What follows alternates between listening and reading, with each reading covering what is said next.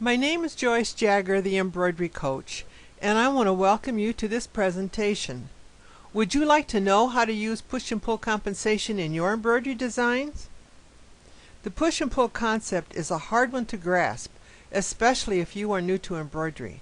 It is easier to understand if you know something about fabrics in the first place and understand how fabric is created, but for most embroiderers, this has never been part of their training. If you are a home sewer, then you know what a knit fabric is and what a woven fabric is.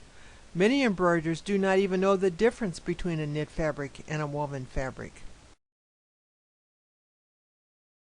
In this webinar, we are going to go over various types of fabric. Then we're going to learn what push and pull compensation is all about. We're going to learn how to compensate for the different types of fabric or direction of stitches. And then we will go over some shapes and lettering and even some samples. The three main types of fabric that we are going to talk about are woven fabrics, knit fabrics, and terry cloth. Denim shirts, pants, jackets, a piece of canvas such as a tote bag or a Carhartt jacket, a thin nylon windbreaker or heavy denier tote bag, loosely woven waffle weave fabrics such as a bathrobe, and linen fabrics such as tablecloths, napkins, and guest towels are all woven fabrics. Most caps are also woven fabrics. These fabrics are usually very stable in nature and do not stretch very much. Knit fabrics. A t-shirt, a golf or polo shirt, a sweater, a sweatshirt, and a lycra garment are all knit fabrics. These fabrics have various amounts of stretch and must be compensated according to the weight and stretchiness of the fabric. A fabric that is an open weave or a loose knit will require more compensation than the fabric that is more stable. Terry cloth is another fabric that must be dealt with in a different manner. We will talk about that later on in the program.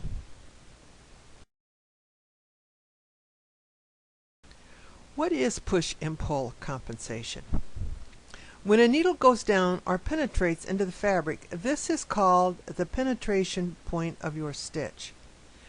As the top thread in the needle penetrates the fabric, it connects with the bobbin thread, and as the two threads connect, it creates a pulling effect. The pulling effect is magnified if you have a long stitch or a stretchy fabric. The longer the stitch is, the more it will pull in. This is also true if your fabric is soft and stretchy. When this happens, you have to make your stitch even longer to compensate for this action. This is called pull compensation.